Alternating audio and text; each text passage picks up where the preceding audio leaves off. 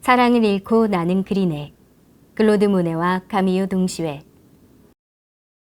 클로드 모네는 인상주의 시기 전후로 다른 화가들과 달리 영원한 인상주의자를 자처하며 평생을 살았습니다. 모네에게 있어 겉모습으로서의 현실, 빛이 보여주는 세상의 피부는 매 순간 변화하며 생성되는 과정이었고, 이를 포착하려는 노력은 새로운 기법으로 이어졌습니다. 빛의 변화를 포착하려는 붓은 속도를 내야 했고, 그 결과 그의 그림에는 짧게 끊어지는 자유분방하고 거친 붓자국이 가득합니다. 빛의 화가 클로드 모네는 정원사가 될 뻔했을 만큼 자연을 사랑한 화가입니다. 수련과 건초더미 등 풍경화로 유명한 그에게도 뮤즈는 있었습니다.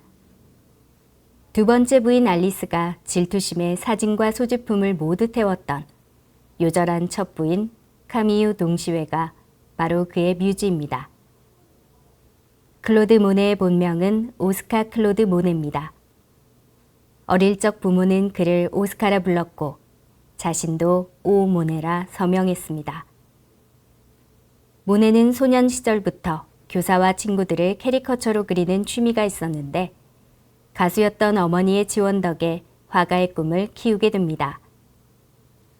모네는 16살에 노르망디 해변에서 만난 화가 외진 부댕의 가르침으로 유화와 야외 풍경화, 플랭에르 테크닉을 배워 시시각각으로 변하는 빛의 감각적인 색채와 빠른 붓터치로 포착하는 인상주의 기법으로 소화했습니다.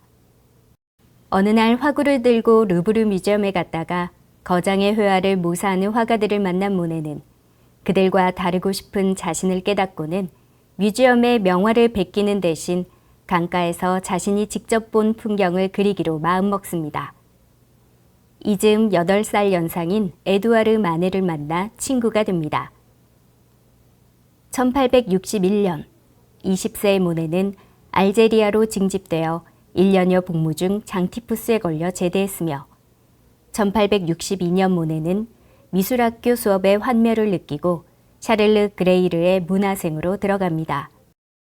그리고 여기서 르누아르와 시슬리를 만납니다.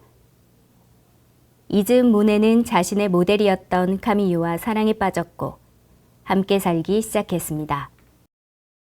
리옹에서 태어난 카미유 동시회는 10대의 모델 활동을 시작했으며 1865년 18세의 모네를 만났는데 당시 모네는 마네의 그림을 패러디한 대작 풀밭 위의 식사를 준비 중이었고 카미유는 이 그림의 모델이 되었지만 모네는 마감일까지 그림을 완성하지 못하고 대신 녹색 드레스를 입은 여인을 출품합니다.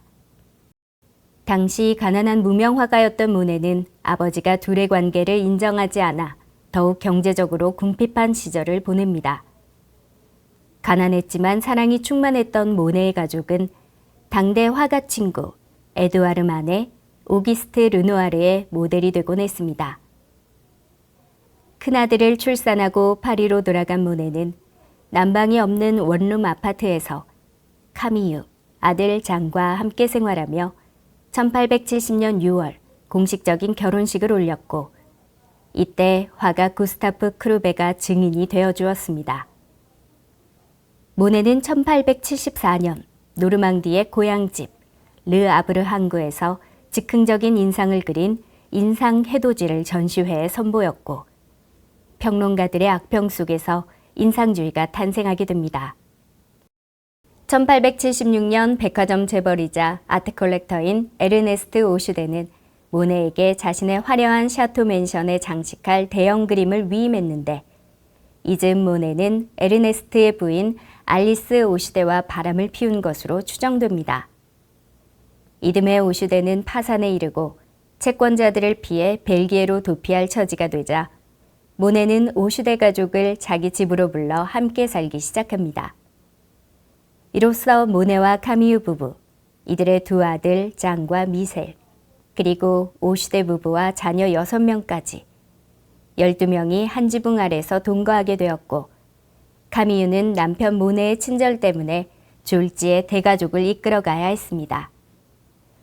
게다가 모네는 알리스와 바람을 피우고 있었기 때문에 카미유는 스트레스를 많이 받았을 것으로 추정됩니다. 카미유는 1878년 둘째 아들 미셀을 출산한 후 건강이 악화되었고 다음 해인 1879년 32세의 나이에 자궁암으로 세상을 떠났습니다. 카미유가 죽은 후 모네는 지베르니에 정착했습니다. 백화점 재벌이자 아트 컬렉터였던 에르네스트 오슈데는 1891년 무일푼으로 죽었고 돌싱이 된 모네와 오슈데의 부인 알리스는 이듬해 정식 결혼에 이릅니다. 모네는 카미유를 모델로 그림을 30여 점 이상 그렸습니다. 카미유가 최후의 숨을 쉬는 모습을 담은 그림 임종을 맞은 카미유에서 상실의 슬픔이 절절하게 느껴집니다. 미술평론가 존 버거는 카미유의 죽기 전 모습을 그린 모네의 작품을 죽음을 표현한 그간의 모든 작품 중 가장 강렬하고 주관적이다라며 극찬하기도 했습니다. 카미유가 사망한 후 알리스는 모네에게 카미유의 사진, 편지, 소지품을 모두 태워버리라 요구하기도 했지만 알리스를 모델로 그린 모네의 그림은 발견하기가 힘듭니다. 카미유가 죽은 이후 모네는 사람보다 수련, 건초더미 등 풍경화에 전념합니다. 모네가 생의 절반을 보내며 그림을 그렸던 지베르니, 모네의 정원엔 지금도 여행자들의 발길이 이어지고 있습니다. 모네는 카미유를 보낸 후 지베르니에 조성한 모네의 정원에서 대부분의 시간을 보냈습니다. 그의 대표작 수련 시리즈도 이곳에서 완성된 작품입니다. 모네는 자신이 가꾼 정원을 자신이 만든 최고의 작품이라 말하곤 했습니다. 아직도 남아있는 모네가 거주했던 2층 방 침대 위 창문을 통해 밖을 바라보면 푸른 나무와 다채로운 꽃들이 아름다운 풍경을 그려내고 가벼운 꽃향기가 분위기를 조성합니다. 모네의 공간은 지베르니 정원의 일본식 다리와 수련이 핀 연못으로 구성했습니다.